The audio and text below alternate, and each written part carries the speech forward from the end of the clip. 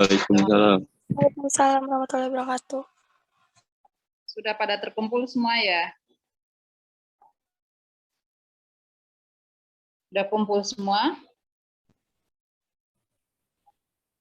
Belum, ada beberapa Bu yang belum. Oke,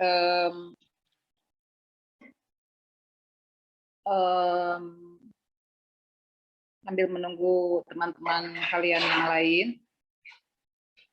kita mulai saja ya, kita sudah agak cukup terlambat.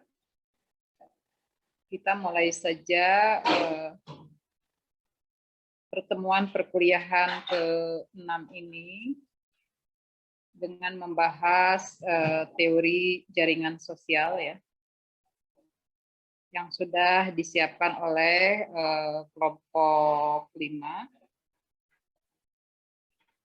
dengan berharap kepada Allah Subhanahu wa taala agar apa yang kita pelajari pada pagi ini menjadi bagian dari amal baik kita ya, yang bisa dicatat, yang berharap dicatat di Lauhul Mahfuz dan bermanfaat bagi kita semua ya, bagi kalian dan bagi ibu juga. Kita sama-sama memulai dengan membaca basmalah. Bismillahirrahmanirrahim.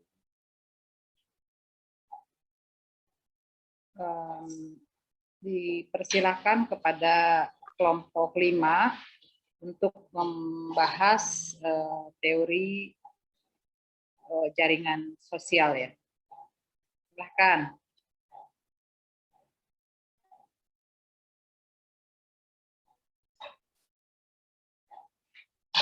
Semoga kalian semangat ya, semangat dan sehat. Jangan bermalas-malasan.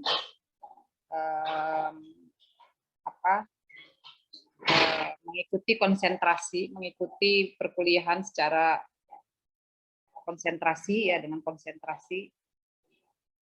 Sangat baik kalau dibuka ininya, videonya, supaya kelihatan mana yang wajahnya cerah dan semangat, serta wajahnya yang malas-malasan.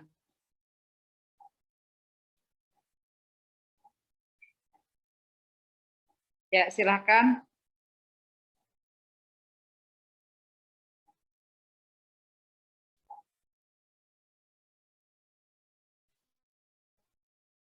Silakan, siapa yang ini?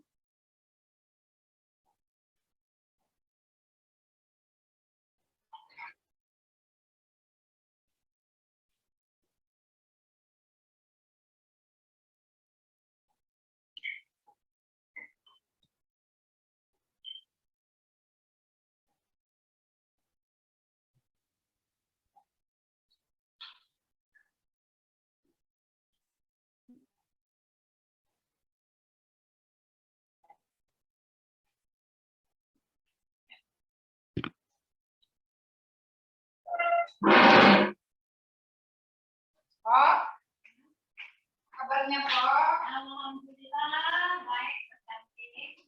Saya kan ini kan bikin coklat sini kita harus berikan.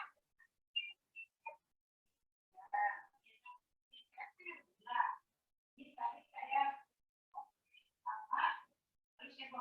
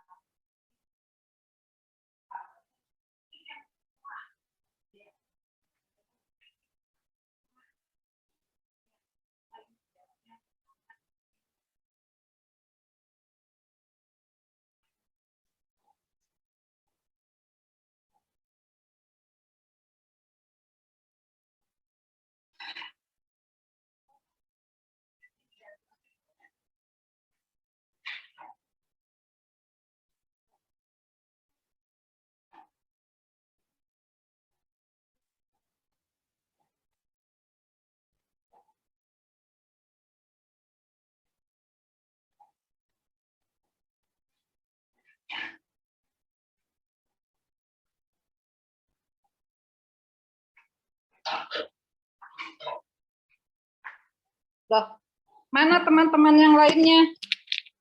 Mana teman-teman yang itu? Yang presentasi?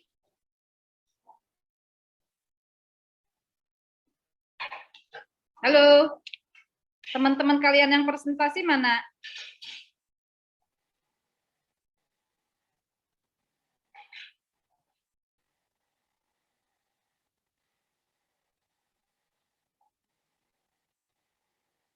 Labib?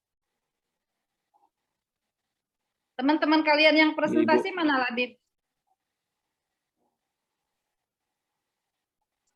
Yang presentasi Ailis, Kenji, sama Anda. Ayo mulai.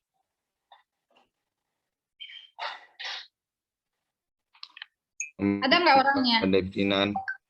Ada orangnya?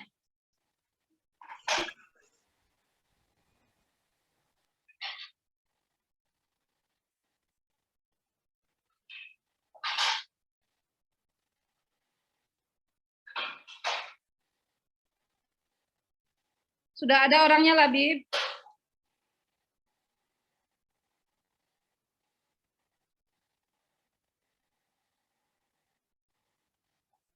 Sudah sih Bu, sudah dari room ini.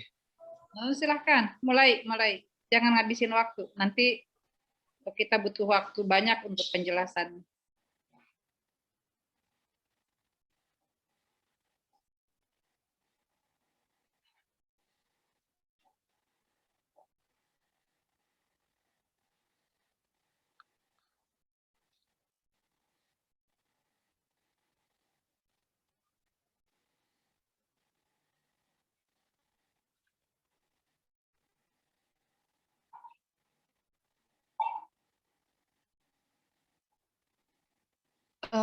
Maaf Bu sebelumnya, Kenapa? dari kelompok kami kayaknya ada miskomunikasi Bu. Jadi nggak tahu kalau hari ini presentasi. Loh, kok bisa? Kok bisa?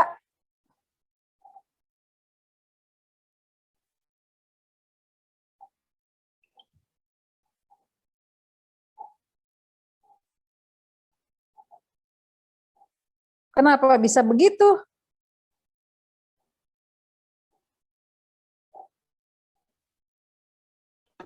Iya Bu, maaf kita nggak merhatiin itunya kelompoknya Bu. Wah, kalian gimana dong nggak bisa dapat nilai ya? Karena minggu depan itu kita harus mid semester. Kalau gitu ini aja nanti presentasi Ibu. Sebentar. Wah, ini belum nyiapkan.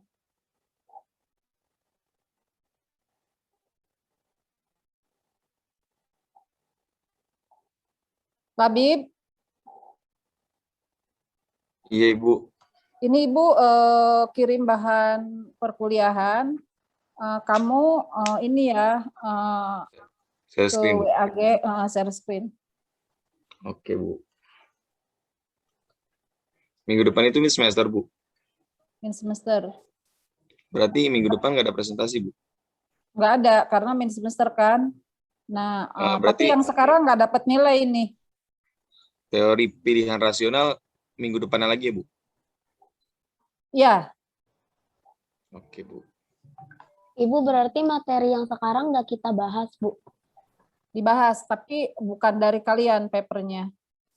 Oh. Ini dari Ibu nih sekarang. Oke, Sebentar. Bu.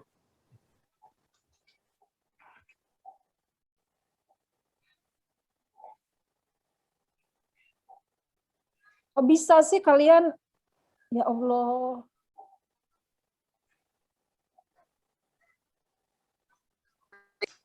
Ini contoh yang buruk sekali ya kalian ya. Nggak bertanggung jawab pada tugasnya.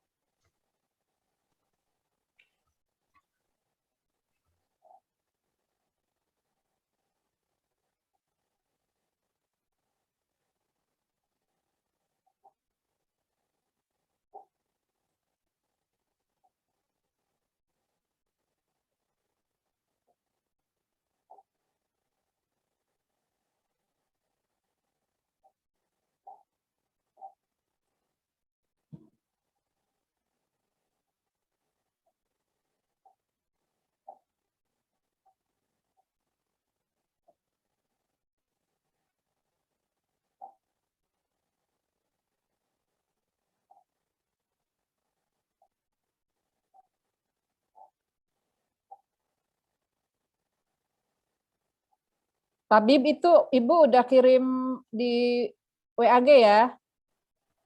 Ibu baik, sebentar saya cek.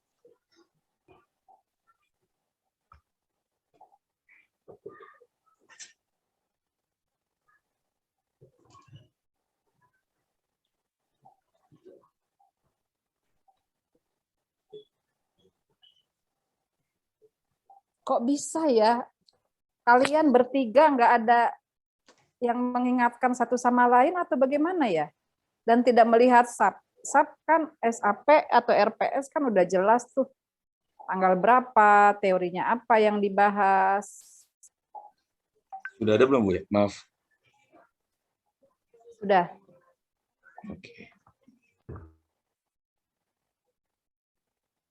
Bisa diperbesar, Labib.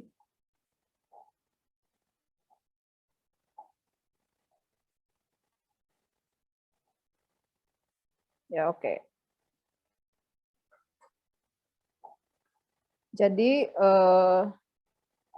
sebagaimana yang terdapat di dalam RPS, bahwa pertemuan kita ke-6 ini adalah membahas tentang teori jaringan sosial. Ya. Membahas tentang teori jaringan sosial.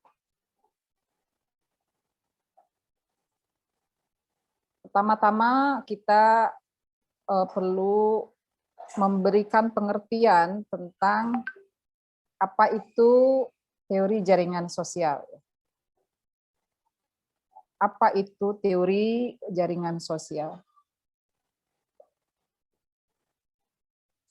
Jaringan sosial adalah suatu struktur sosial yang dibentuk dari simpul-simpul yang umumnya adalah individu atau organisasi yang diikat dengan satu atau lebih tipe relasi spesifik seperti nilai, visi, ide, teman, keturunan, dan lain sebagainya.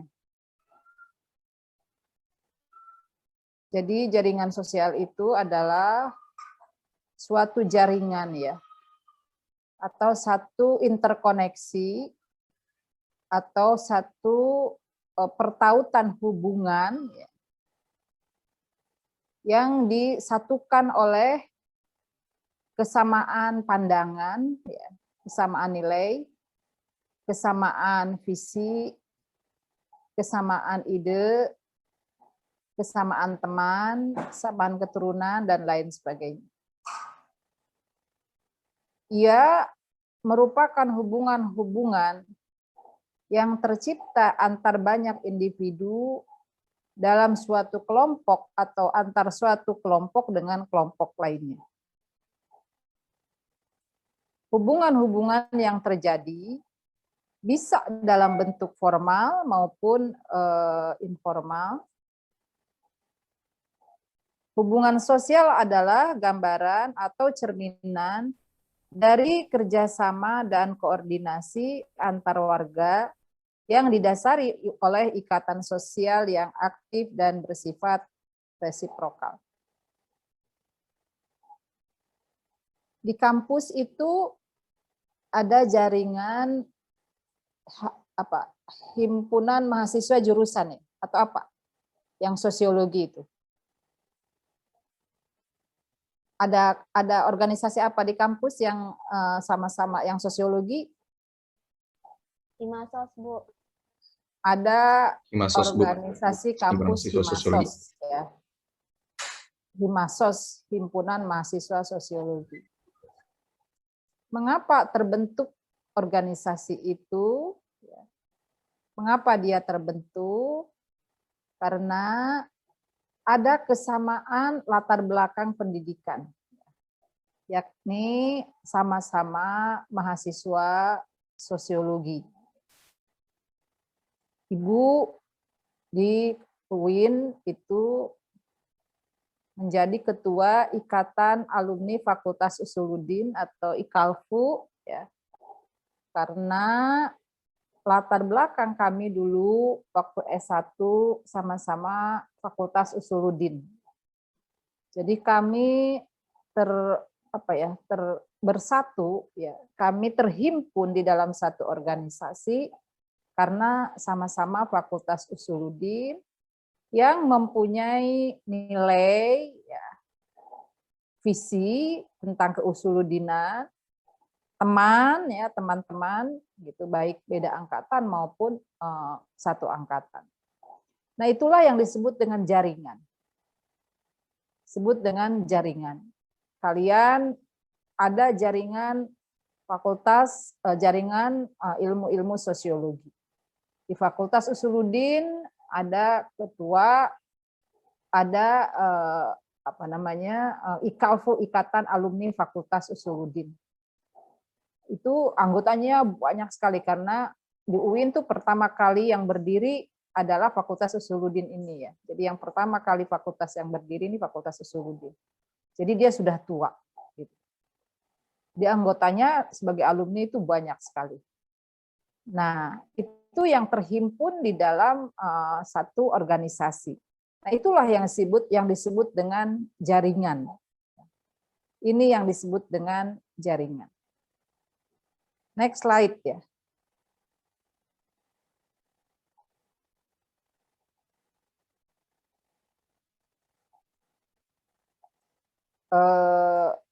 Slide berikutnya.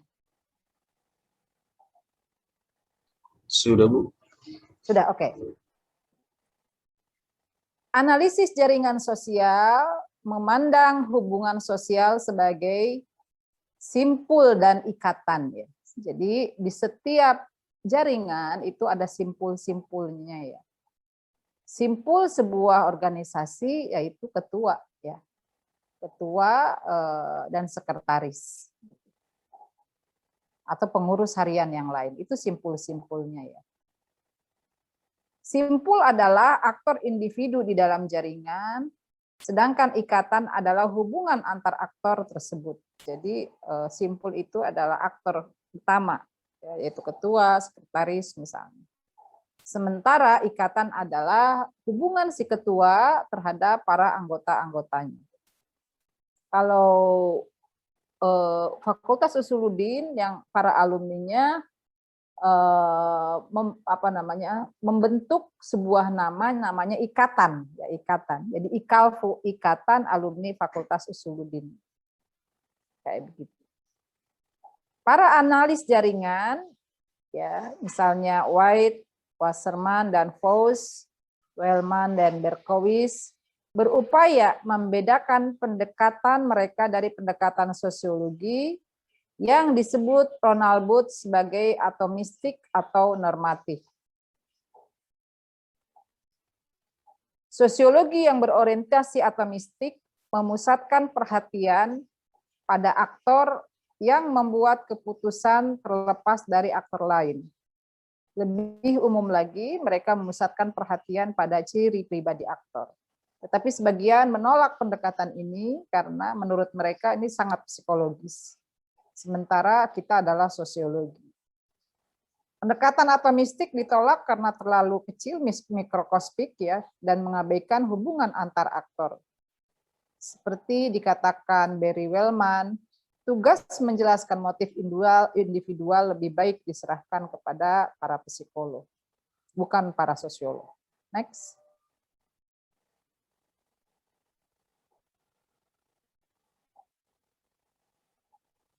Sementara pendekatan normatif, tadi kan pendekatan atomistik ya, dalam analisis jaringan. Sementara pendekatan normatif memusatkan perhatian terhadap kultur dan proses sosialisasi yang menanamkan ya atau membatinkan norma dan nilai dalam diri aktor atau menginternalisasi. Menurut pendekatan normatif, yang mempersatukan orang secara bersama adalah sekumpulan gagasan bersama.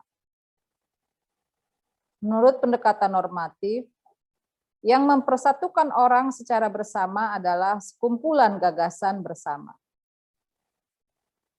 Perhatian utama teori jaringan adalah pola objektif ikatan yang menghubungkan anggota masyarakat, baik secara individual maupun kolektif. Next.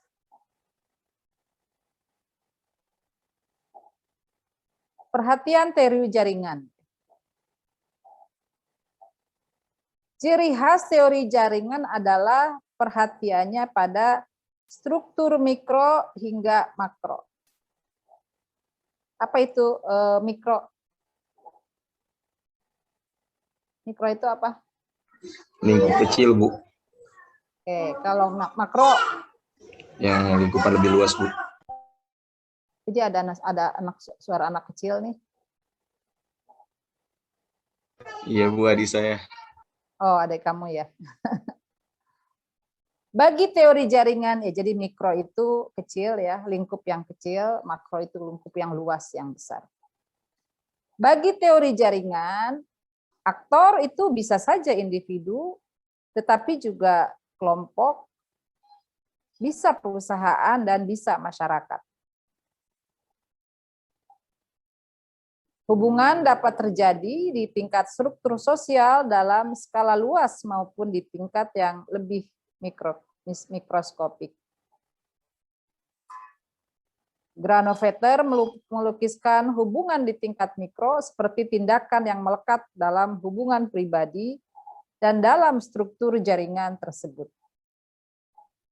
Hubungan ini berlandaskan bahwa setiap aktor, baik individu atau kolektif, mempunyai akses terhadap sumber daya yang bernilai, baik itu kekayaan, kekuasaan, dan informasi.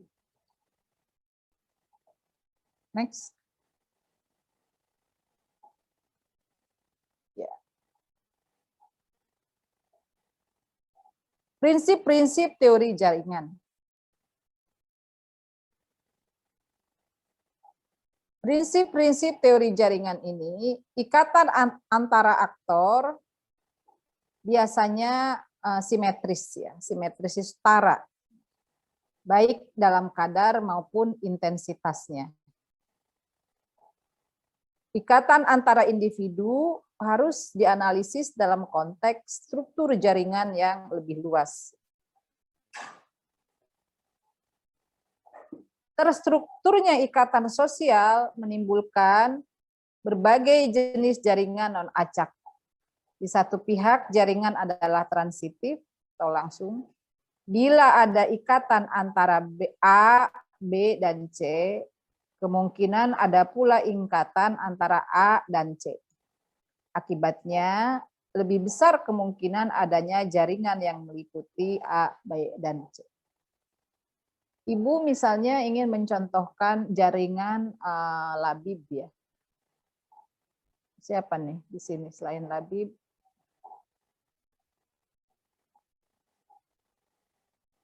Bentar ya. Selain Labib misalnya ada Aulia. Ada Aulia ya. Penjelasan di sini bahwa bila ada ikatan antara Labib misalnya ya dan Aulia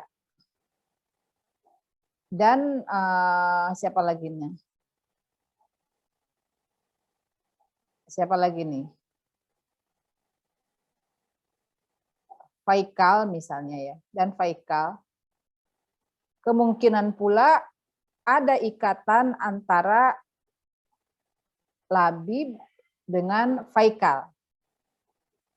Akibatnya lebih besar kemungkinan adanya jaringan yang, jadi begini deh. Kalian bertiga, ada Labib, ada Labib.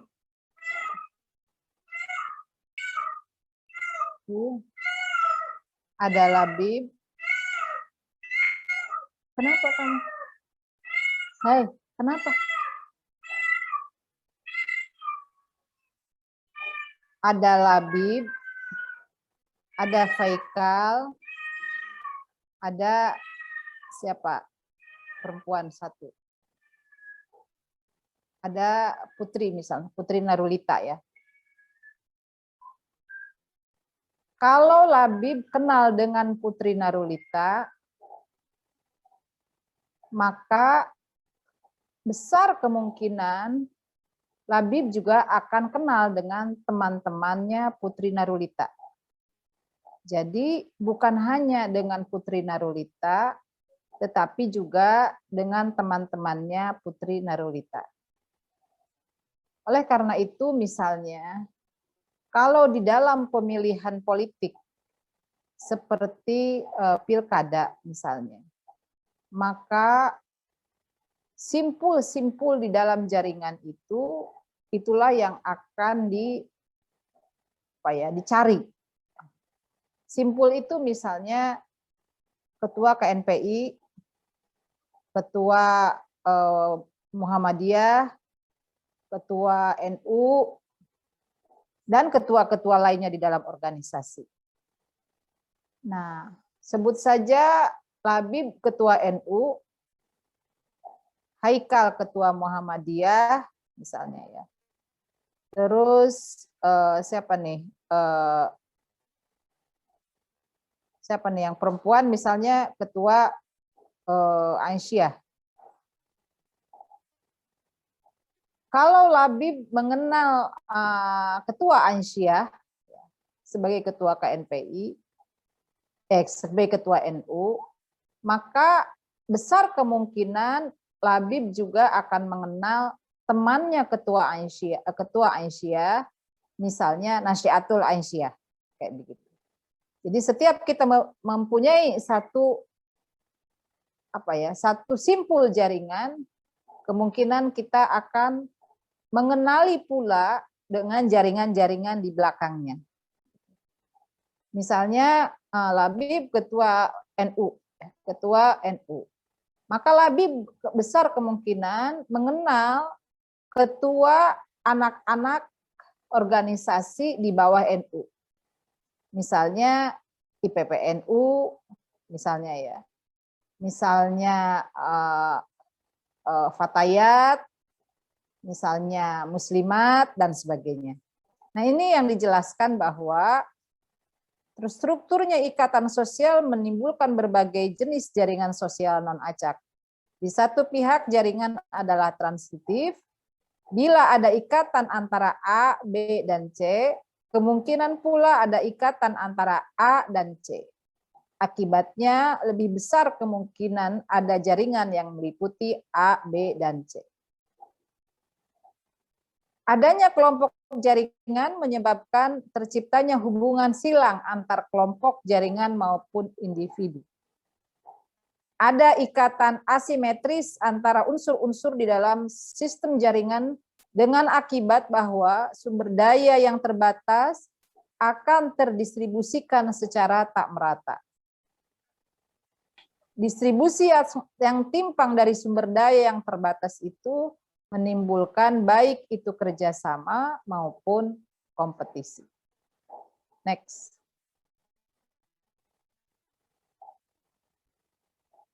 Oke, sampai di sini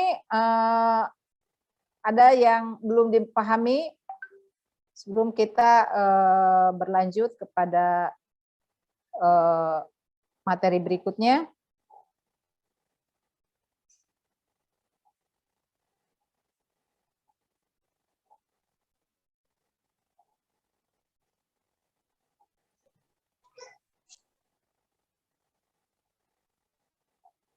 Ada yang masih ada yang tidak dipahami atau bagaimana?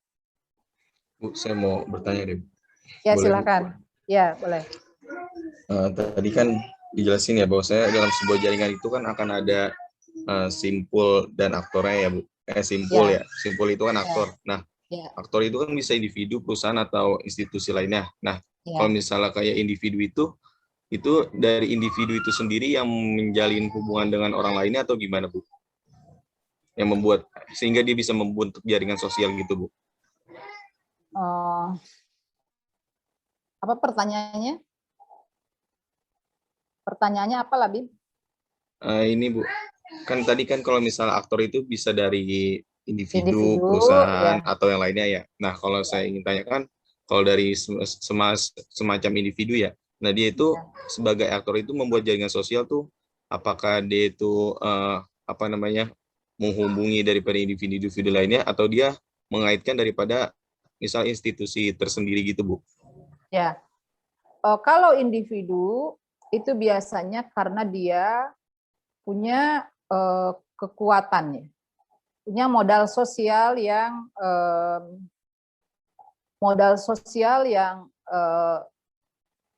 sangat berpengaruh. Umpamanya Gus Mus ya, Kiai Haji Mustafa Bisri.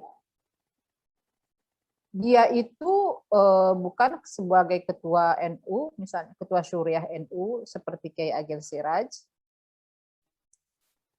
tetap dia hanya individu ya, individu yang punya modal simbolik, modal kekuatan simbolik. Ada ilmu pengetahuan di dalamnya, artinya Gus Mus punya ilmu pengetahuan. Ada karisma di dalamnya, ada karisma di dalamnya. Ada etika yang baik yang melekat pada dirinya, gitu ya. Artinya dia tidak pernah punya kasus-kasus yang secara etika buruk, gitu ya. Misalnya korupsi atau apa gitu kayak begitu, atau bermain dengan perempuan, misalnya kayak begitu ya. Nah, itu adalah dia pasti punya pengikut ya. Gus Mus ini pasti punya pengikut. Bahkan dia lebih berpengaruh daripada gubernur ya, sebagai tokoh, sebagai individu. Dia lebih berpengaruh daripada gubernur, mungkin juga lebih berpengaruh dari presiden ya. Dia lebih berpengaruh dari presiden. Nah, karena itu dia punya influence ya, punya pengaruh di masyarakat. Punya umat di masyarakat yang menjadi pengikutnya. Yang menjadi pengikutnya. Nah, disitulah letak kekuatan individu sebagai pembentuk jaringan. Meskipun dia bukan tokoh di dalam organisasi formal seperti negara, ya, atau organisasi non formal seperti Nahdlatul Ulama misalnya, tetapi dia sangat berpengaruh. Ini yang nanti kita pelajari di dalam teori Pierre Bourdieu tentang modal simbolik. Modal simbolik itu adalah modal yang melekat pada individu karena satu genealogi atau keturunan individu tersebut ya. Mungkin dari keturunan raja, mungkin dari keturunan ulama besar ya. Dan kekuatan karisma, kekuatan ilmu pengetahuan yang ada di dalamnya. Nah, individu seperti itu membentuk jaringan. Dia punya jaringan tersendiri. Bahkan jaringannya itu seperti yang tadi Ibu sampaikan, dia lebih berpengaruh daripada presiden maupun gubernur kayak begitu. Artinya ucapannya tuh didengar. Segala instruksi itu dilaksanakan. Ucapannya didengar dan ditunggu malahan. Nah, itu ya Labib sebagai individu sebagai pembentuk atau simpul jaringan. Seperti itu. Ibu, terima kasih, Bu. Ya, ya. Ada lagi yang mau bertanya?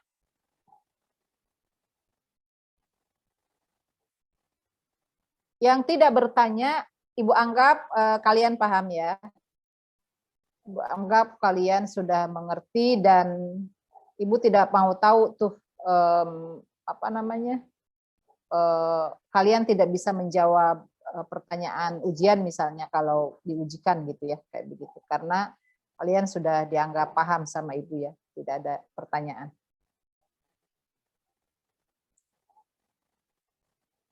Kita lanjutkan ya. Macam-macam jaringan sosial ya.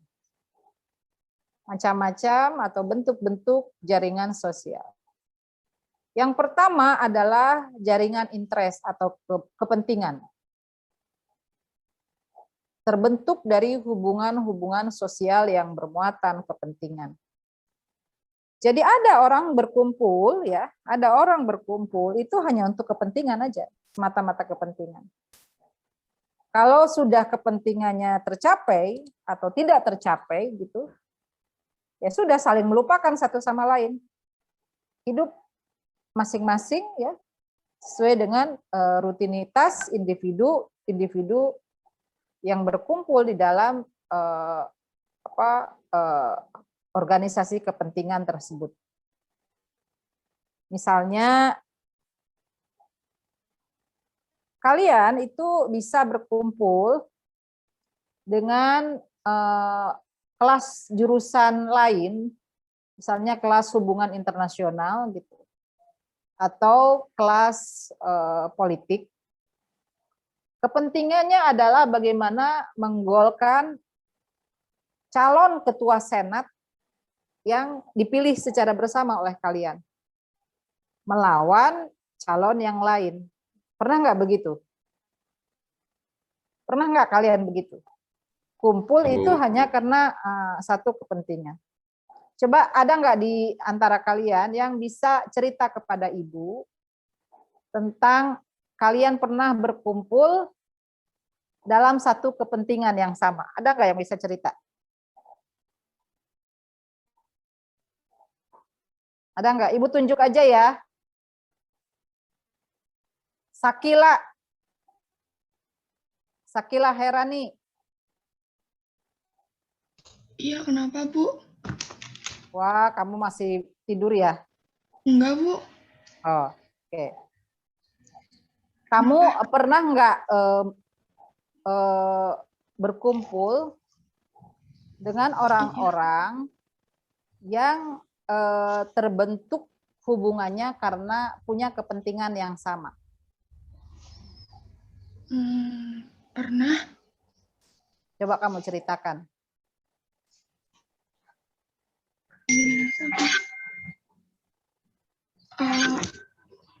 Itu Bu, tentang PMI kemarin. Kan kemarin PMI buka oprek, terus mapaba kan. Itu berkumpul dalam satu kepentingan yang sama. Kepentingannya apa? Kepentingannya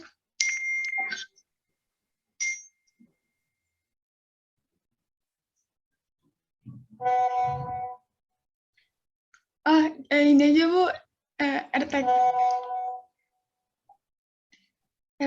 RTK apa sih PMI itu kepentingannya buat memilih calon kandidat buat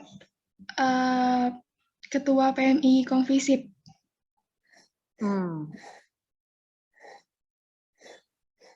RTK itu apa? RTK itu apa? RTK apa?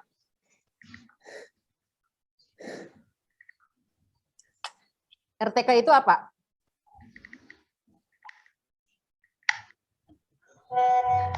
Rancangan tahunan kegiatan. Oke. Sekarang coba Ibu Aulia, kamu pernah Aulia Ate nih. Kamu pernah nggak berkumpul dalam satu kelompok untuk muatan kepentingan yang sama? Ini Aulia Aten, coba. Pernah, Bu. Gimana? Di tempat makan atau enggak di kampus.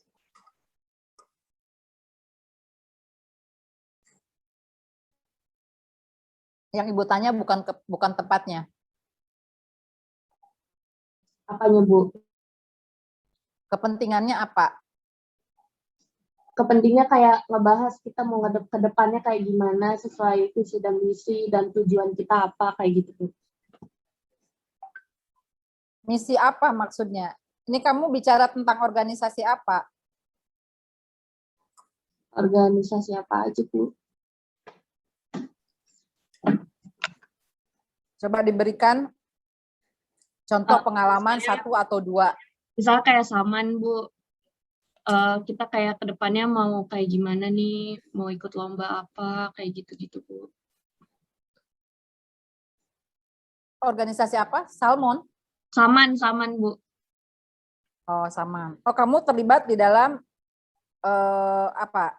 Terlibat dalam tari Saman gitu? Iya.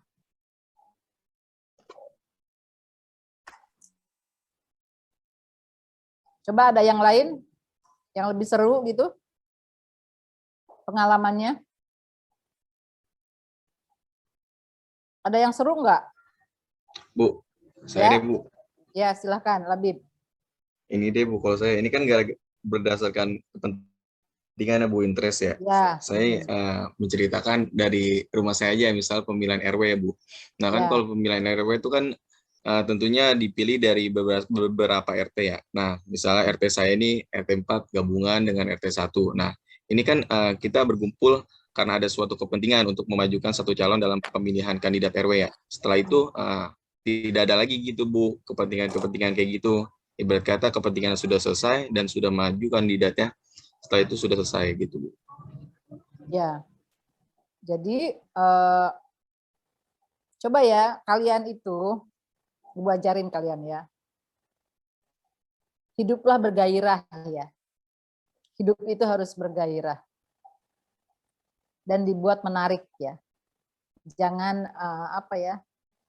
Jangan garing ya. Jangan garing.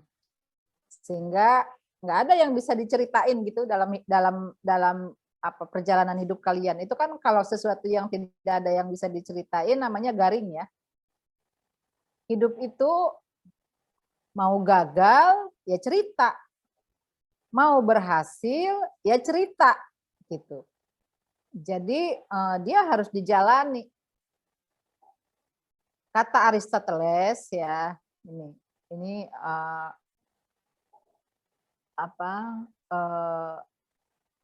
yang menjadi salah satu pandangan hidup Ibu ya.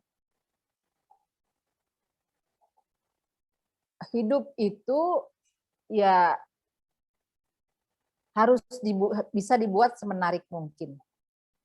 Tapi tetap harus dipertanyakan tujuannya apa gitu. Ya. Harus dibuat semenarik mungkin. Misalnya di lingkungan sekitar kita nih, pasti kan juga ada hubungan dengan keluarga, ada hubungan dengan tetangga, ada hubungan dengan teman-teman. Ya. Semua itu cerita. Ya. Ada cerita sedih, ada cerita gembira, ada cerita datar, tapi pastilah ada ceritanya, gitu ya kayak gitu. Nah, oleh karena itu kalian itu harus bisa menceritakan ulang ya tentang cerita-cerita yang dialami oleh kalian. Kalau Ibu, semua cerita yang sedih Ibu tulis. Semua cerita yang bahagia juga Ibu tulis. Kalau ada forum yang bisa Ibu menceritakan tentang cerita Ibu, ya Ibu ceritakan cerita itu. Ya, jadi nggak garing. Nggak garing gitu ya, kayak gitu. Nggak bisanya ditanya cerita gitu, pada gagap cerita apa ya, kayak gitu. Padahal usia kalian udah lebih dari 17 tahun barangkali ya. Satu perjalanan yang udah lama loh 17 tahun itu. Ya. Usia kamu lebih berapa tahun usia sekarang? Saya 19 Bu sekarang. Iya, pasti ceritanya udah banyak tuh cerita hidupnya ya. Kasih ya, Po. Cerita hidupnya pasti udah banyak tuh. Nah, masalahnya punya kemampuan menceritakan atau tidak kan kayak begitu. Atau cerita-cerita itu menguap begitu saja. Menguap begitu saja, hilang dari ingatan gitu ya kayak begitu. Kalau Ibu ya, cerita dari masa kecil sampai remaja sampai sekarang itu semua ingat di dalam ingatan Ibu ya. Jadi Ibu ini seperti membawa file kalau ini ya. Kalau komputer itu membawa file yang seluruh dokumen itu ada di dalam diri Ibu. Tentu sebagian ada yang Ibu ceritakan ya, dikeluarkan gitu supaya tidak terlalu menjadi beban. Dan kalau terlalu berat bebannya jadi hang nanti Ibu kan kayak begitu. Jadi hang gitu. Sebab semua perjalanan dalam fase hidup Ibu itu Ibu rasakan menarik. Baik dia cerita sedih, ya, maupun dia cerita bahagia. Saat sedih misalnya, ya kalau menangis ya menangis saja. Gitu. Menangis saja, nggak ditahan-tahan gitu, kayak begitu. Dan nggak di-denial bahwa kesedihan itu ditolak gitu. Enggak lah, kesedihan diterima saja sebagai satu kesedihan. Namanya orang hidup kan. Gitu. Kalau kita tidak punya rasa sedih, kita nanti seperti robot, ya, nggak punya perasaan. Tapi juga jangan baper-baper amat gitu ya. Jangan apa-apa dibawa perasaan gitu. Pun juga demikian, kalau gembira misalnya, ya ibu akan mengartikulasikan kebahagiaan itu ya. Kebahagiaan itu ya dengan tertawa, dengan senyum, misalnya kayak begitu-begitu. Tapi biasanya kalau sedih ibu nggak kepengen membagikan kepada orang lain ya. Sebab kesedihan itu gampang nularnya ya. Sama dengan kebahagiaan, kalau kebahagiaan ibu seringkali tularkan ya. Seringkali tularkan kepada orang lain. Karena kebahagiaan juga sama gampang menularnya. Sementara manusia itu agaknya ya lebih banyak sedihnya. Ya. Manusia itu lebih banyak sedihnya ya daripada bahagianya.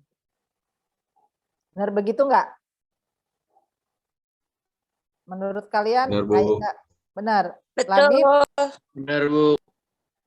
Nah, benar kan? Nah, kayak begitu. Tapi jangan juga terlalu baper-baper banget gitu. Kebahagiaan itu ya harus dicari, ya harus dibentuk oleh diri kalian sendiri ya. Jangan ngarep-ngarepin teman kita membahagiakan kita, orang dia juga lagi sedih, ya kan? Jangan mengharap-harapkan pacar kita membahagiakan kita, orang dia juga bingung dengan sendirinya. Kayak begitu ya. Jadi sebisa mungkin adalah kebahagiaan itu kita ciptakan. Apa yang kira-kira membuat hidup kita bahagia ya. Tapi jangan narkoba, jangan minuman keras, misalnya janganlah. Misalnya berkarya, gitu, berkarya membuat apa yang kalian bisa buat itu kalau dia sudah jadi, gitu, apalagi diakui oleh orang lain karya kita itu sangat membahagiakan, sangat membuat kita bahagia. Nah, tadi Ibu dengar tuh kalian, Ibu tanya itu kok kayaknya garing banget hidup kalian ya. Bukan karena kalian tidak punya pengalaman, ya. Pasti pengalamannya ada. Baik masa-masa di SMP maupun masa-masa di SMA.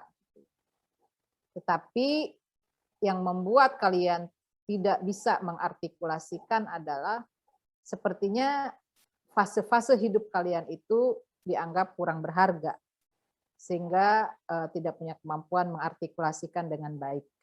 Soal misalnya yang Ibu ingin contohkan, jaringan kepentingan tadi itu. Yang kedua adalah jaringan power atau jaringan kekuasaan, yakni hubungan-hubungan sosial yang membentuk jaringan bermuatan power. Power di sini merupakan kemampuan seseorang atau unit sosial untuk mempengaruhi perilaku dan pengambil keputusan orang atau unit sosial lainnya melalui pengendalian. Jadi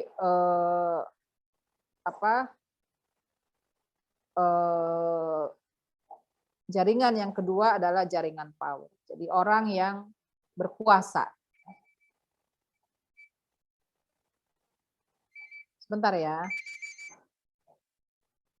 Halo. Ya, pagi.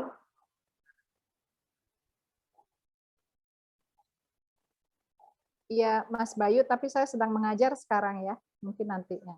Iya, oke. Baik. Jadi kedua adalah jaringan power. Itu hubungan-hubungan yang membentuk jaringan bermuatan power. Power di sini merupakan kemampuan seseorang atau unit sosial untuk mempengaruhi perilaku dan pengambil keputusan orang atau unit sosial lainnya melalui pengendalian. Di kelas sosiologi C ini, siapa yang punya power? Menurut kalian, di kelas sosiologi ini siapa yang punya power? Tabib, Bu. Tabib, Bu. Tabib. Labib ya? Bu. Kenapa Labib punya power? Kagak, Bu. Labib yang dituakan dan ketua kelas, Bu. Oh, oke. Karena dia ketua kelas. Ya. Dan tua ya? Lebih tua ya? Iya, Bu. Lebih tua, Bu. Kagak, Bu. Kagak. Sama. Dida yang paling tua. Jadi, jaringan power itu adalah seseorang bisa mempengaruhi tindakan orang lain karena kekuasaannya. Dan kekuasaan ada di mana-mana ya. Power is everywhere ya. Power to is everywhere. Kita mulai dari keluarga dulu. Siapa yang punya power di dalam keluarga? Ayah. Keluarga, Bu. Kepala keluarga. Ayah kalian ya. Bagaimana dengan ibu? Apakah dia punya power? Punya, tapi mungkin di bawah ayah, Bu. Oke. Jadi yang utama yang punya power adalah ayah ya. Sementara ibu, dia punya power, tapi di bawah ayah. Bagaimana dengan anak-anak?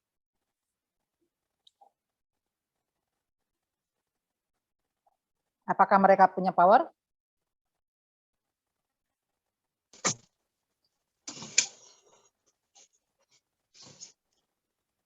Anak-anak mereka punya power enggak?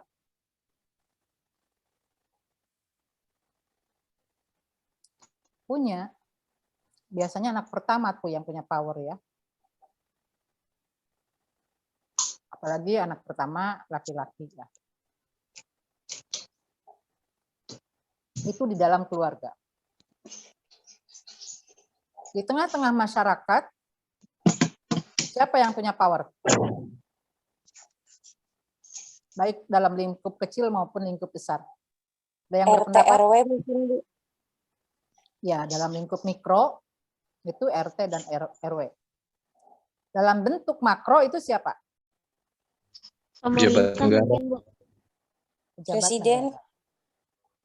Ya, mulai dari presiden, gubernur, bupati, ya, camat, itu adalah jaringan yang bersifat power. Yang ketiga, jaringan yang bersifat sentimen atau emosi. Jaringan ini terbentuk atas dasar hubungan-hubungan sosial yang bermuatan emosi, misalnya pertemanan, percintaan, atau hubungan kerabat dan sejenisnya. Struktur sosial yang terbentuk dari hubungan-hubungan emosi pada umumnya lebih mantap atau permanen. Kalian punya hubungan jaringan pertemanan nggak? Punya, Bu. Apa? Punya, Bu. Sahabat. Bukan. Perkumpulannya. Oh. Jaringan. Punya, Bu. Kalian punya jaringan alumni SMA? Alumni Punya. SMA? Punya, Bu. Ya, jaringan alumni SMA. Mungkin kalau dari latar belakang pesantren, jaringan alumni pesantren, ya, kayak begitu. Jaringan alumni. Kalau ibu semuanya punya ya. Ibu semua punya ya. Ada perkumpulan alumni SMP, perkumpulan alumni SMA, perkumpulan alumni kuliah. Aduh, sampai WAG ibu banyak. Kadang-kadang ibu tolak-tolakin itu WAG ya. Karena bikin HP ibu hang. Ya. Karena itu jaringan alumni. Coba, kalau misalnya jaringan kalian itu sedikit, itu artinya sedikit teman kalian. Ya. Kalau jaringan kalian sedikit, itu artinya teman kalian sedikit. Kalau jaringan kalian banyak, itu artinya teman kalian juga banyak. Kalau di dalam ajaran kita, ajaran Islam, yang namanya kekayaan itu bukan hanya harta ya. Yang namanya kekayaan itu bukan hanya harta, tetapi juga banyaknya teman ya, banyak teman. Karena itu ada satu doa ya yang kita meminta banyak teman gitu ya. Sebab kalau kita punya banyak teman itu artinya memudahkan kita di dalam memperoleh rezeki. Ada istilah saya mau kerja, saya lulus nih dari UIN jurusan sosiologi fisip. Saya pengen kerja di satu tempat. Orang tersebut tidak akan pernah kesulitan kalau dia punya apa? Ada yang tahu? Koneksi, Bu. Koneksi. Nah, istilahnya tuh koneksi. Istilah koneksi itu sebenarnya istilah yang sangat lazim dan akrab di tengah-tengah masyarakat kita. Yang sebetulnya kalau di dalam konstruksi ilmu pengetahuan, inilah yang disebut dengan jaringan sosial. Jadi koneksi itu adalah jaringan. Koneksi itu adalah, apa connect itu apa connect dalam bahasa Indonesianya? Terhubung, Bu.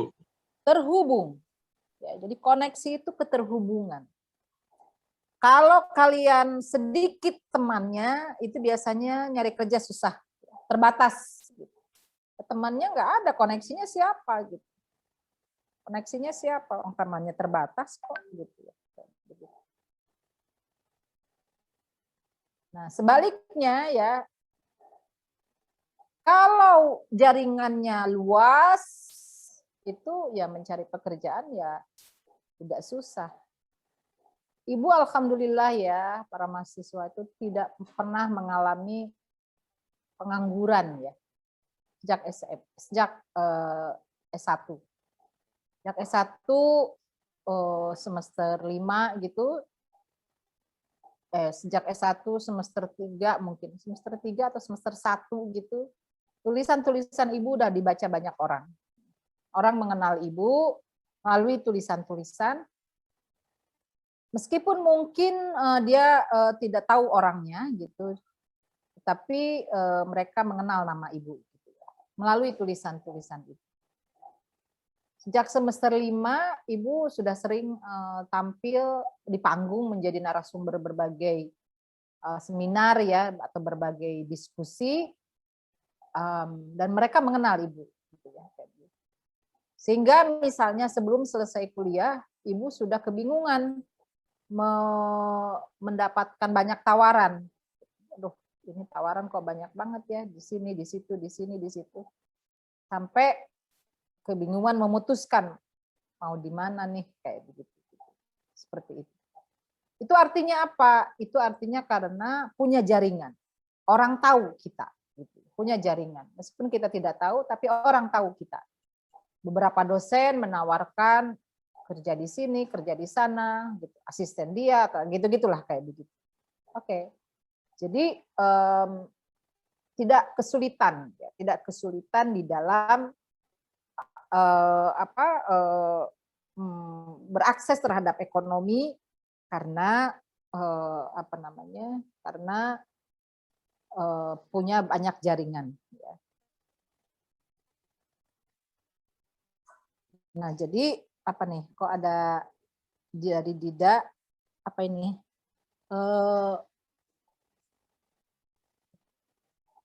Oh iya, tahu dosen saya dari Twitter ya. Oke. Jadi tidak mengalami kesulitan karena apa? Karena dikenal orang, ya, dikenal orang. Nah, karena tapi juga ada dampak kurang baiknya ya. Ada dampak kurang baiknya.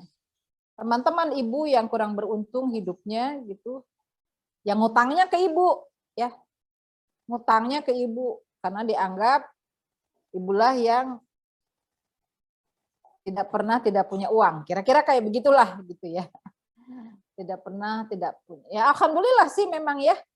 Alhamdulillah gitu ya. Uang itu selalu ada. Nah, artinya apa yang Ibu ingin katakan, tentu punya jaringan ini ada dampak baiknya dan banyak dampak baiknya dan juga ada dampak kurang baiknya. Salah satu kurang baiknya itu ya kita sering dimintai utang sama orang. Maksudnya orang utang sama kita gitu ya. Ya kalau kita punya sih nggak apa-apa, kasih aja. Kalau tidak punya ya bilang saja tidak punya ya. Itu jaringan jaringan sentimen ya, sentimen. Jadi ada pertemanan ya, ada hubungan kerabat. Kalau ibu hubungan kerabat itu, ibu tahu nggak tahu ya apakah ini tradisi di Banten ya, nggak tahu.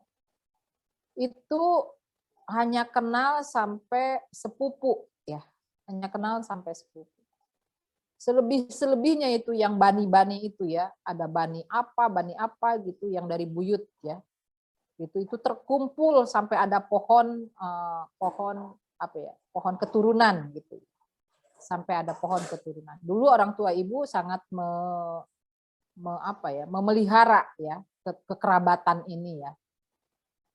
Sangat memelihara kekerabatan ini gitu. Dan ujung-ujungnya itu dari dari pihak bapak itu dari Kesultanan di Banten ya, Kesultanan di Banten gitu, pohon keturunan itu ya dipelihara gitu ya.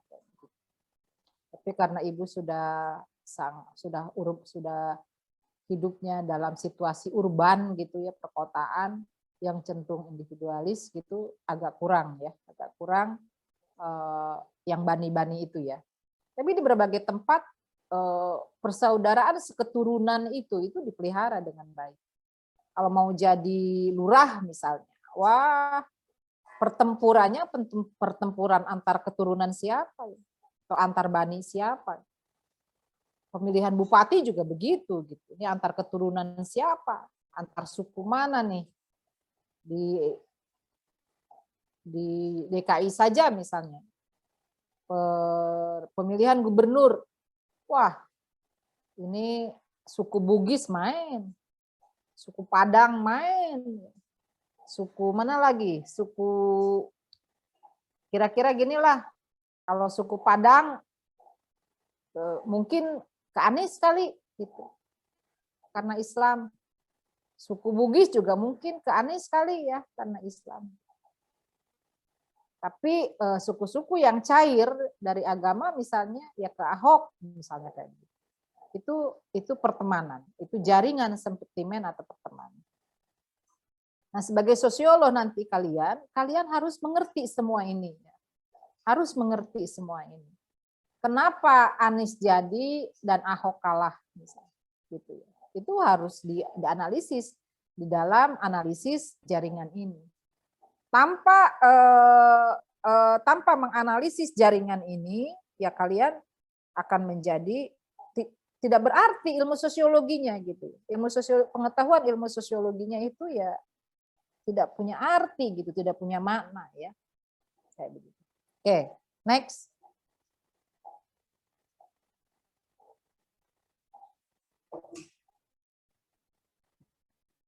Nah, jadi tadi teori jaringan sosial. Sekarang teori pertukaran jaringan.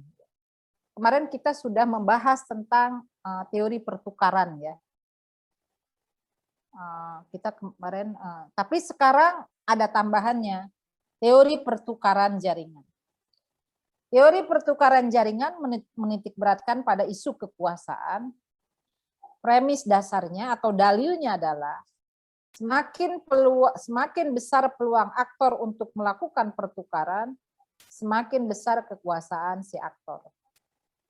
Sebagai akibat dari posisi mereka di dalam jaringan, aktor akan bervariasi dalam peluang mereka bertukar keuntungan dan karenanya akan bervariasi dalam kemampuannya untuk mengontrol atau mengakumulasi profit atau keuntungan. Jadi kalau si aktor, misalnya di RT kalian ya, kalau ada orang yang murah hati, kalau ada kegiatan maulidan misalnya, ada seorang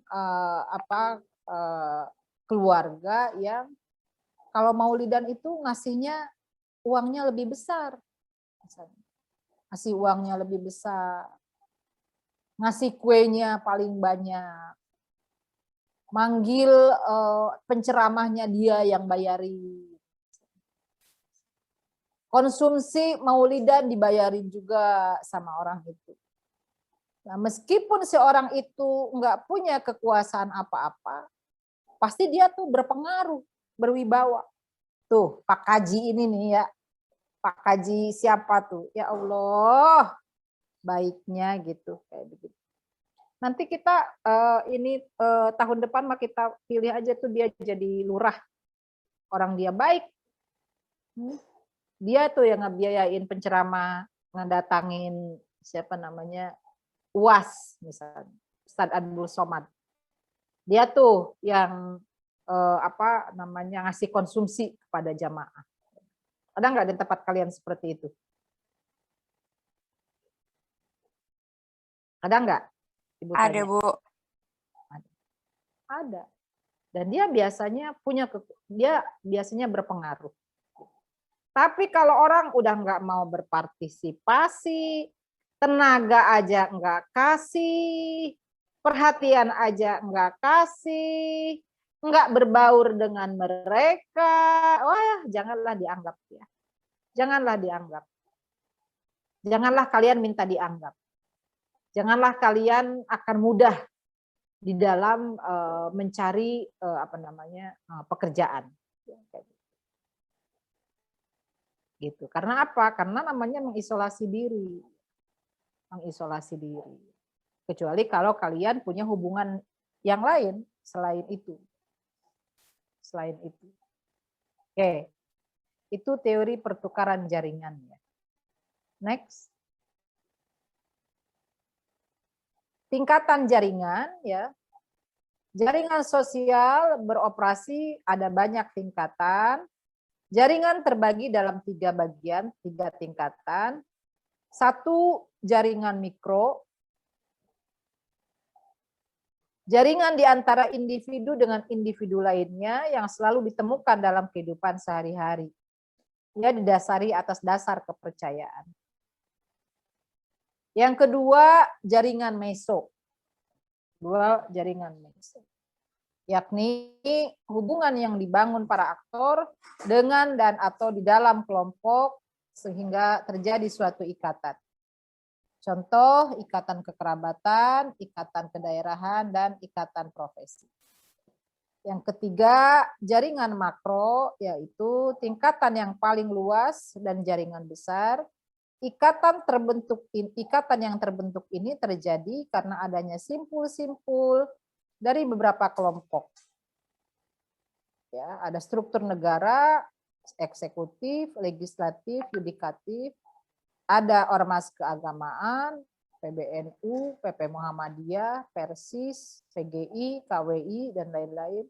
Organisasi kepemudaan, ada GNPI, ada GP Ansor. Itu jaringan makro. Next. Oke, sampai sini ada pertanyaan?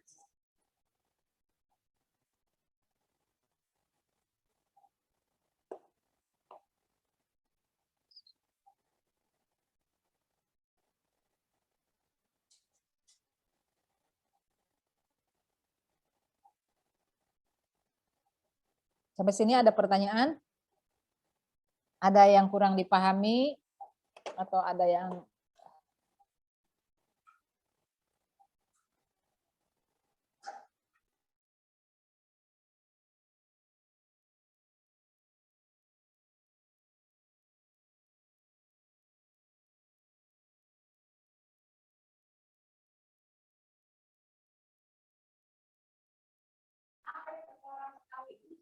Ya.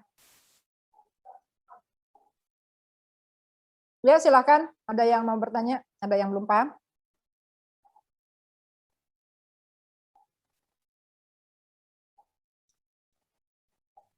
Ibu, Ya. Ibu kalau media sosial itu berpengaruh ke dalam jaringan sosial nggak sih, Bu? Terus dia dapat membawa ke kehidupan sehari-hari atau enggak? Terima kasih, Bu. Tergantung si penggunanya. Tergantung si penggunanya. Kalau penggunanya tidak influence, bukan influencer ya, itu yang nggak berpengaruh. Kalau penggunanya influence ya, influencer atau berpengaruh karena konten-kontennya menarik, ya, konten-kontennya menghibur, konten-kontennya ada manfaat yang diperoleh, ya dia berpengaruh pada jaringan sosial. Nah, Ibu mau tanya pada kalian.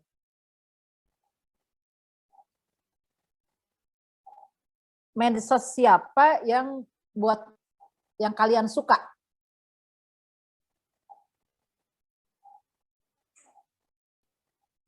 Apa Twitter, apa Facebook, terutama Twitter atau YouTube? Instagram, misalnya. Bu. Instagram? Iya. Siapa misalnya?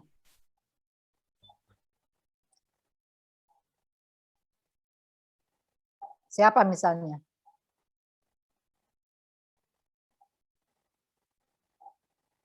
Ada nggak di sini yang Instagramable?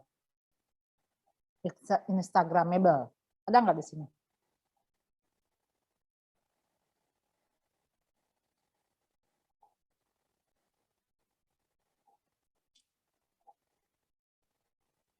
Coba ingat-ingat sama kalian.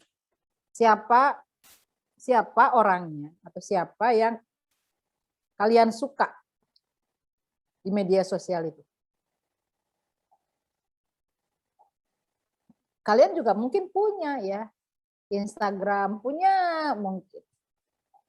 YouTube punya mungkin ya. Facebook punya mungkin. Tapi yang like-nya sedikit. Gitu ya. Yang like-nya sedikit. Bahkan nggak ngaruh apa-apa. Kalian bikin konten kayak apa juga nggak ngaruh apa-apa. Itu artinya kalian bukan influencer. Bukan yang bisa mempengaruhi publik. Nah, sekarang Ibu tanya, siapa yang kalian suka dari orang-orang di media sosial dan kenapa kalian suka? Ada, Bu, dia tuh selebgram gitu. Namanya Dianti Anissa. Nah, dia tuh studi planner banget gitu loh, Bu. Akademiknya. Saya lihat di dia sih suka karena akademiknya ya, Bu. Terus dia tuh suka nge-share tentang dunia perkuliahan, tentang ilmu-ilmunya yang dia dapet gitu. Oke. Siapa namanya, Rati? Dianti Anissa, Bu. Dia anak mahasiswa UGM. Oke. Berapa dia followernya? Udah hampir 200 ribuan, Bu. Ada lagi yang Gusmus, Bu. Gusmus. Tabib kayaknya Gusmus ya. Yep. Meskipun tidak berkata-kata, cuman jempol aja misalnya di-share, di like-nya. Padahal cuman jempol gitu ya. Nggak berkata-kata. Misal, like-nya tuh udah ribuan gitu ya. Padahal mah cuman jempol doang. Ada lagi? Kan di kalangan anak muda. Bu. Ya? Arif Muhammad. Oh, siapa itu dia? Itu, Bu, selebgram juga, Bu. Dia punya usaha-usaha gitu.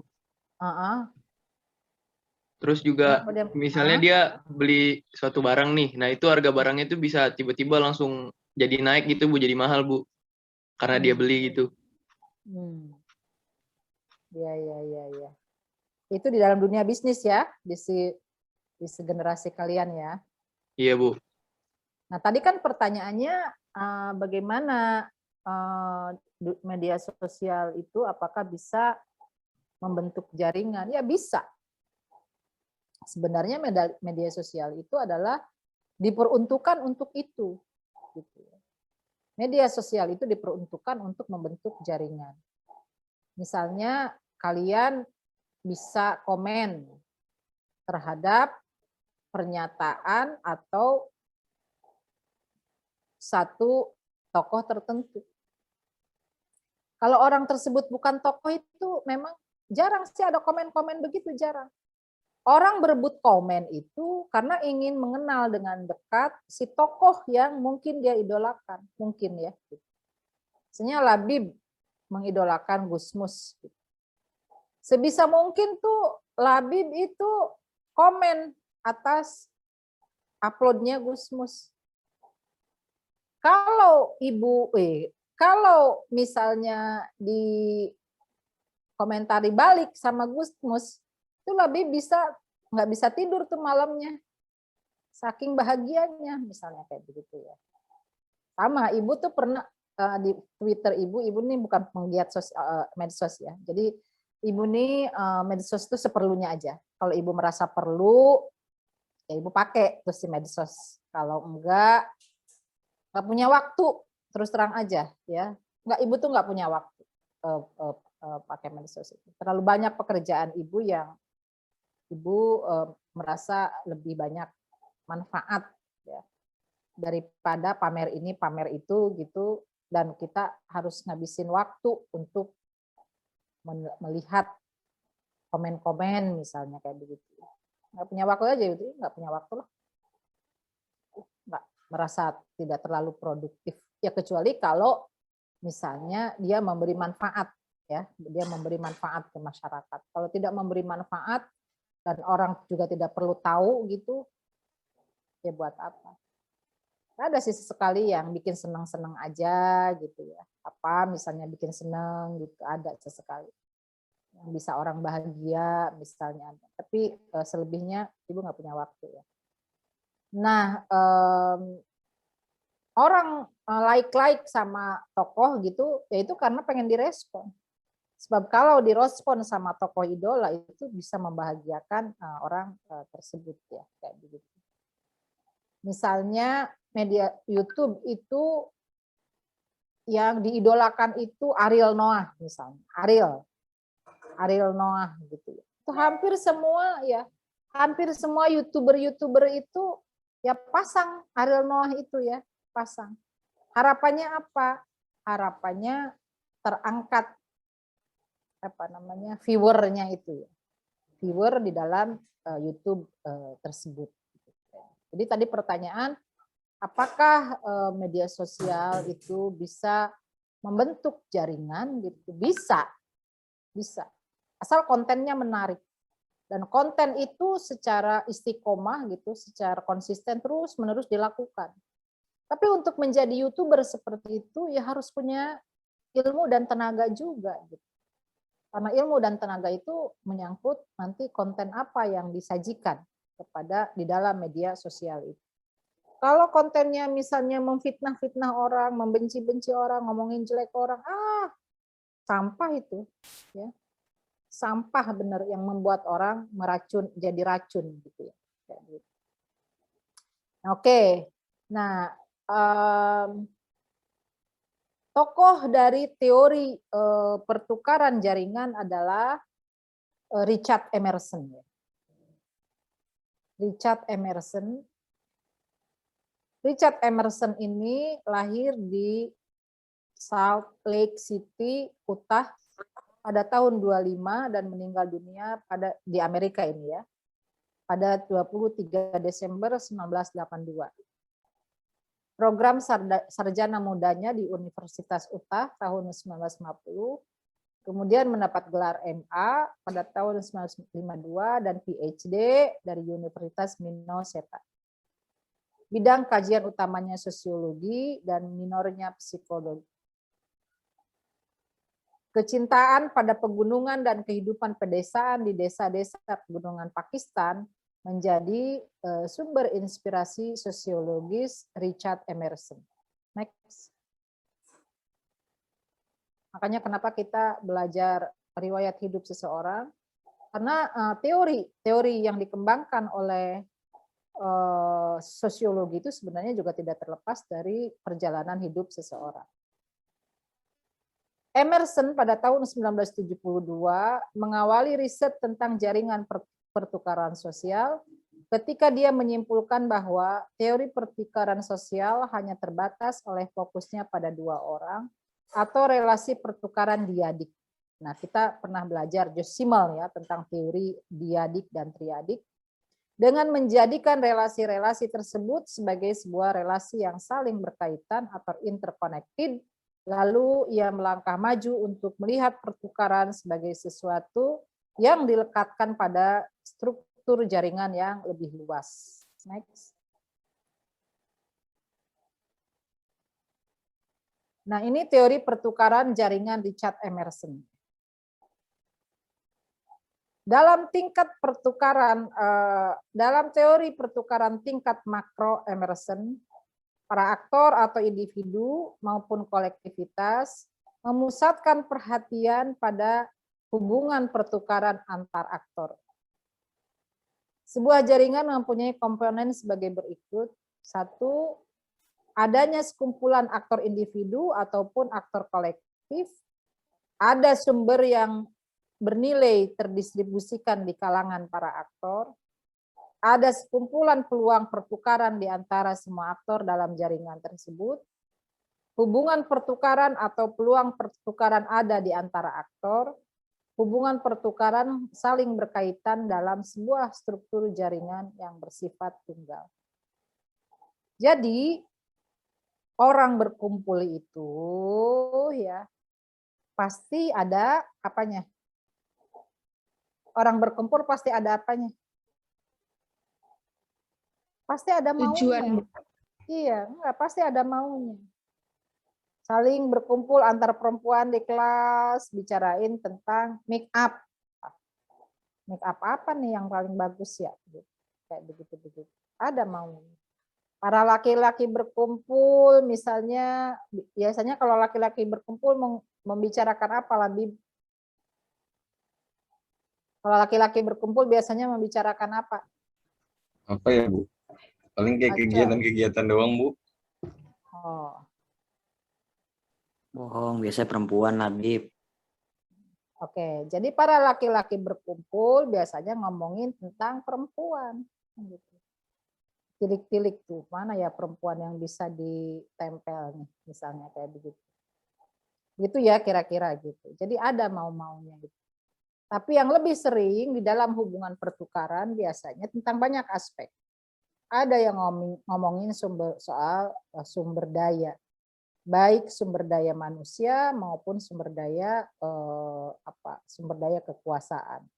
Misalnya mungkin mencari peluang-peluang bekerja, di mana tempat yang bisa bekerja menghasilkan uang misalnya.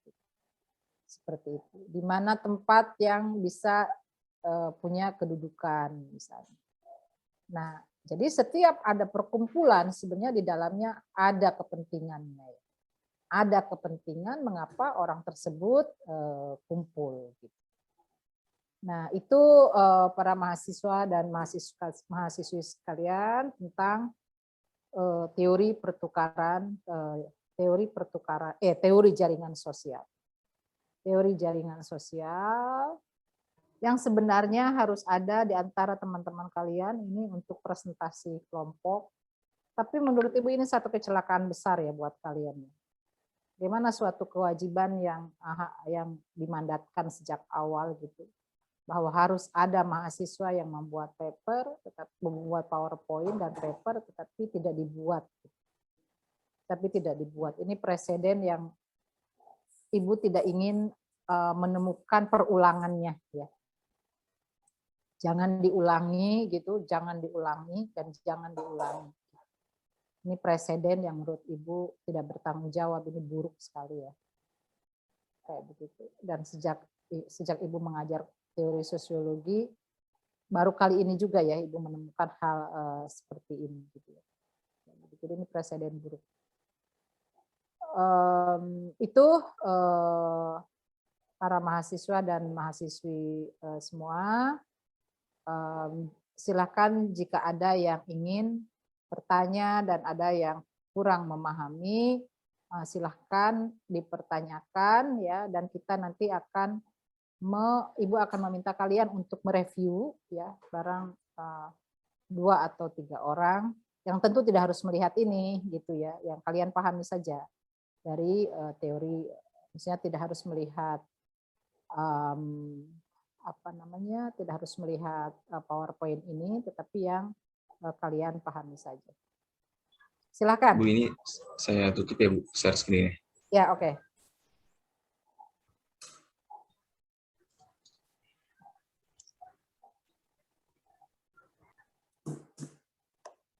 Tolong diingatkan, kita nanti di akhir ini ya, foto bareng ya, foto bareng.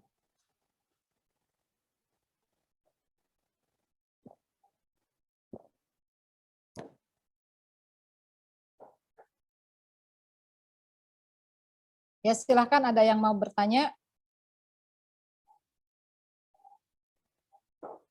Kalau tidak ada, Ibu anggap kalian sudah paham. Tapi sebelumnya mungkin di antara kalian ada yang mau mereview. Silahkan. Siapa yang mau Maaf, mulai? saya boleh coba nge-review nggak Bu? Boleh. Silahkan. Ini siapa? Tarisa. Silahkan Tarisa. Ya, pada kali ini kita membahas tentang jaringan sosial. Jaringan sosial itu terbentuk karena kesamaan ide, kesamaan nilai. Jaringan sosial itu merupakan hubungan yang tercipta antara individu dalam suatu kelompok atau suatu kelompok dengan kelompok lainnya, baik secara formal ataupun informal. Contohnya yaitu kayak misalnya di lingkup kuliah ada Himasos, yaitu perkumpulan antara mahasiswa sosiologi. Terus yang kedua ada analisis sosial. Analisis jaringan sosial memandang hubungan sosial sebagai simpul dan ikatan. Simpul adalah aktor individu di dalam jaringan, sedangkan ikatan adalah hubungan antara aktor tersebut. Ciri khas teori jaringan yaitu perhatian terhadap struktur mikro dan struktur makro. Mikro itu struktur kecil, kayak misalnya keluarga atau warga-warga sekitar masyarakat di kampung, sedangkan makro itu struktur besar kayak misalnya negara yang dipimpin oleh presiden. Terus adanya kelompok jaringan menyebabkan terciptanya hubungan silang antara kelompok jaringan maupun individu. Terus macam-macam jaringan ada 3. Yang pertama jaringan interest, yang kedua jaringan power, dan yang ketiga jaringan sentimen. Yang pertama jaringan interest yaitu kepentingan, yaitu terbentuknya hubungan-hubungan atau jaringan sosial berdasarkan kepentingan. Misalnya ada perkumpulan di kampus atau di masyarakat setempat, itu dikarenakan kepentingan tertentu saja. Yang kedua jaringan power, yaitu adanya pengaruh kekuasaan atau power seseorang yang bisa mempengaruhi tindakan sosial, tindakan orang lainnya. Yang ketiga adalah jaringan sentimen atau emosi. Jaringan ini terbentuk karena ikatan pertemanan atau kekerabatan dan lain-lain. Terus jaringan sosial ada 3, yaitu jaringan mikro, jaringan meso, dan jaringan makro. Jaringan mikro itu kayak misalnya yang terjadi di kehidupan sehari-hari, misalnya kayak kepercayaan. Jaringan meso itu misalnya kayak hubungan kekerabatan, dia itu dibentuk oleh aktor atau individu itu sendiri. Yang ketiga adalah jaringan makro, contohnya kayak misalnya lembaga negara atau institusi keagamaan. Terus teori yang tokoh dari teori pertukaran jaringan sosial yaitu Richard Emerson. Udah Bu, itu aja. Ya, ada yang mau melengkapi? Saya Bu. Ya, silakan. Saya mau melengkapi Bu. Ya. Oke, izinkan saya untuk melengkapi dari apa yang sudah disampaikan oleh Tarisa mengenai teori jaringan sosial ini. Teori jaringan sosial adalah suatu struktur sosial yang mana itu dalam teori ini diikat dengan beberapa relasi seperti nilai, visi, ide, teman, atau lain-lain. Jadi teori jaringan sosial ini terbentuk itu karena adanya faktor-faktor yang menunjang, seperti tadi nilai, visi, teman, keturunan, atau lain-lainnya. Dengan adanya hal itu, maka teori jaringan sosial ini dapat tercipta. Selanjutnya, teori ini itu tercipta karena adanya hubungan yang tercipta antara banyak individu dalam suatu kelompok, atau antar suatu kelompok dengan lainnya. Dengan kelompok lainnya maksudnya. Selanjutnya, sosiologi yang otomistik itu memusatkan perhatian itu pada aktor yang mana aktor itu membuat keputusan. Dan pendekatan normatif memusatkan perhatian itu kepada kultur dan juga proses sosialisasi yang menanamkan nilai dan juga norma. Selanjutnya, bagi teori jaringan, aktor itu bisa oleh kelompok, perusahaan atau institusi, ataupun individu itu sendiri. Dan juga setiap aktor itu mempunyai akses yang berbeda terhadap sumber daya yang bernilai yang mana ia kuasai gitu. Selanjutnya, ikatan antar individu itu harus dianalisis dalam konteks struktur jaringan yang mana harus lebih luas tentunya. Dan adanya kelompok jaringan yang menyebabkan terciptanya hubungan silang antara kelompok jaringan maupun individu. Selanjutnya, jaringan sosial yang dibentuk oleh individu itu karena ia mempunyai sebuah modal simbolik atau kekuatan tersendiri, seperti tadi sudah Ibu Nendara jelaskan, bahwa ketika seseorang individu itu mempunyai sebuah kekuatan, sebuah power, atau kekuatan daripada modal simbolik sendiri, dia itu bisa membuat daripada jaringan sosial itu sendiri karena dari individu tersebut, baik itu dia menyatu dengan institusi ataupun tidak gitu. Selanjutnya itu terkait daripada teori pertukaran jaringan, yang mana itu menitik beratkan pada isu kekuasaan. Dan premis dasar itu semakin besar peluang aktor untuk melakukan pertukaran, semakin besar juga kekuasaan daripada si aktor. Terus daripada tokoh dari teori itu Richard Emerson, yang mana ia itu lahir di Salt Lake City pada tahun 1925 dan wafat tanggal 23 Desember 1982. Teori yang dikembangkan sosial itu tidak akan lepas daripada perjalanan hidup seseorang, seperti tadi Ibu Nendara jelaskan, bahwa ketika kita mempelajari teori-teori yang ada di dalam sosiologi, pasti kita akan berbicara juga masalah biografi daripada perjalanan hidup orang tersebut, karena itu akan berhubungan daripada teori yang ia kemukakan. Selanjutnya, Emerson pada tingkat makronya itu memusatkan pada hubungan antara aktor. Itu Bu, kira-kira yang bisa saya jelaskan. Oke, terima kasih Labib. Review yang sangat baik, juga dari Tarisa sangat baik. Mungkin ada satu orang lagi yang mungkin nggak apa-apa mengulangi, tapi Ibu tahulah bahwa orang itu memperhatikan perkuliahan. Ada satu orang lagi, siapa yang berani?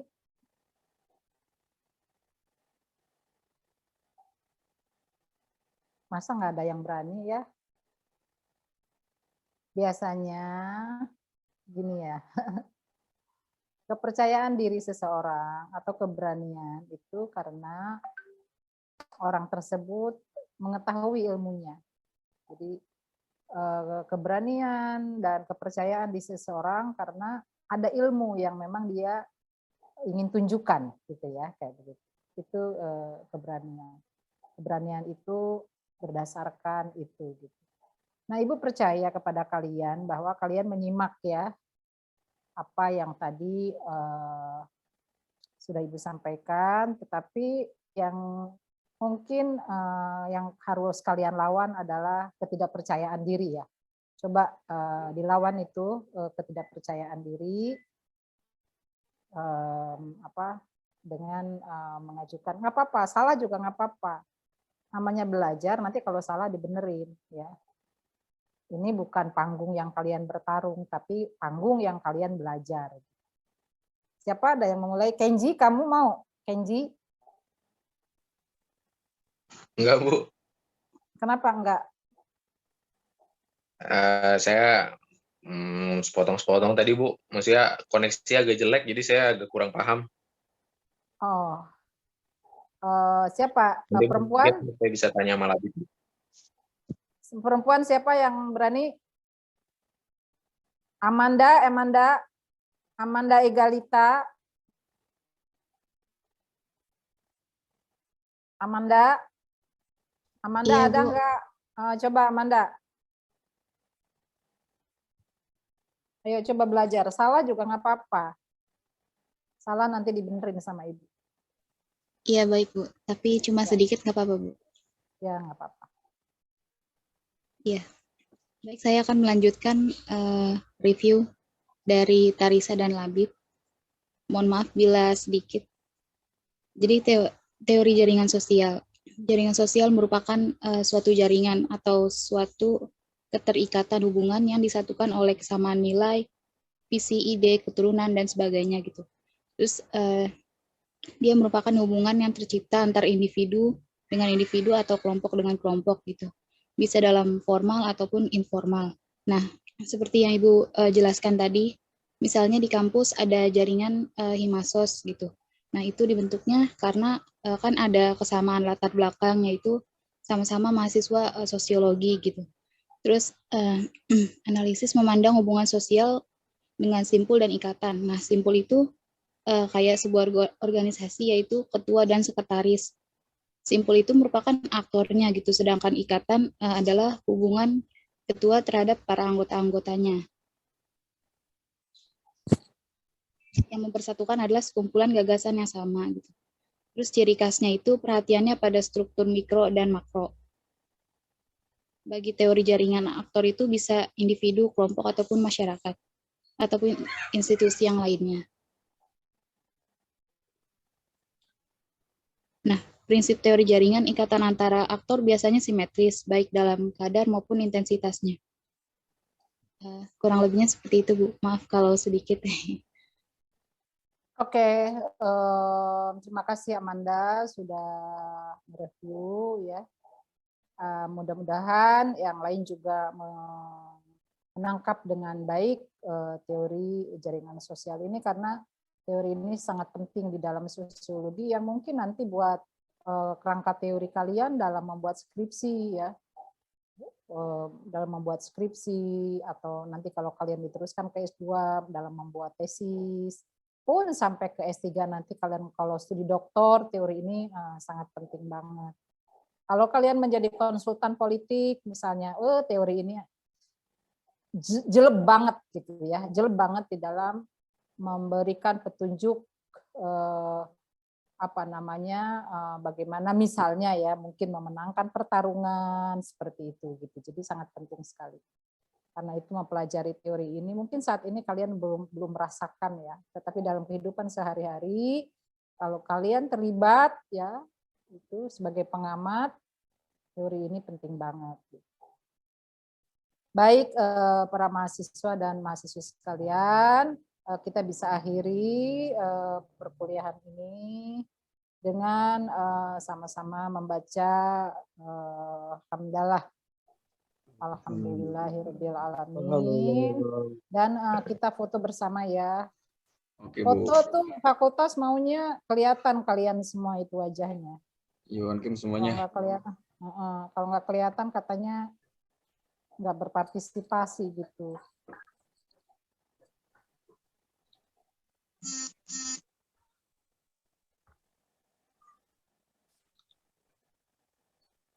Sudah Iwan Kim semuanya. Oke, slide pertama 1, 2, 3. Oke. Selanjutnya 1, 2, 3. Oke, sudah Bu. Sudah. Oke, minggu depan kita akan mid semester ya. Kita akan mid semester. Mungkin mid semester akan Ibu berikan saja soalnya. Mungkin Ibu akan kirimkan di WAG mungkin ya. Di WAG kalian. Itu dan kalian isi sesuai dengan petunjuk. Dan juga jangan lupa deadline batas waktu yang lewat dari batas waktu yang sudah ditentukan tidak bisa Ibu terima ya. Tidak bisa Ibu terima. Dikumpulkan barangkali di ketua kelas di Labib, jadi Ibu hanya mendapat soal-soal jawaban itu dari Labib. Di luar Labib Ibu nggak terima ya. Ibu nggak bisa terima. Jadi nanti ketentuannya akan ditulis ya kayak begitu. Jadi minggu depan kita sudah separuh jalan nih kita nih ya. separuh jalan. Mudah-mudahan ya, mudah-mudahan ada waktu untuk kita bisa luring atau tatap langsung ya, mudah-mudahan. Karena sekarang kayaknya udah mulai ini ya, mulai landai ya. Begitukah? Iya, iya Bu. COVID-nya sekarang sudah agak mulai landai ya. Jadi mungkin kita bisa ada pertemuan ya, supaya bisa saling langsung bertatap muka ya, kayak begitu. Oke, kita akhiri pertemuan ini. Assalamualaikum warahmatullahi wabarakatuh. Ya. Bu, mohon maaf, saya perwakilan dari kelompok yang hari ini harusnya berpresentasi, Bu. Sebelumnya saya mohon maaf sebesar-besarnya atas kelalaian kelompok kami. Kami boleh minta kompensasi nggak, Bu? Apa ya kompensasinya ya? Ya, mungkin kalau Ibu berkenan setelah UTS mungkin kami bisa membawakan presentasi kelompok kami atau mungkin minta tugas tambahan. Nanti Ibu akan cek ya. Ibu akan cek, tidak bisa disampaikan sekarang. Mungkin ya, mungkin misalnya ada pertemuan yang belum ada petugasnya mungkin. Ya, ada pembahasan satu teori yang belum ada orang-orangnya yang membahas teori tersebut mungkin ya, mungkin. Tapi kita lihat aja, nanti kita lihat aja besok, nggak bisa ditentukan sekarang. Tapi catatannya kalau memang kalian tidak membuat ya, kok itu kan berarti nilainya kosong tugas ya. Sementara kan penilaian itu kan salah satunya di samping UAS dan UTS itu kan dari tugas-tugas yang kalian kerjakan kan gitu. Tugas penting yang harus kalian kerjakan itu adalah presentasi ya, presentasi dan makalah itu tugas yang sangat penting ya, sangat sama pentingnya dengan UTS maupun UTS ya. Tapi nanti kita lihat aja, kita lihat ini ya di SAP-nya ya, karena ini kan sesuai dengan RPS ya atau Satuan Acara Perkuliahan. Ya, gitu ya. Siapa? Baik, Kenji Bu. ya.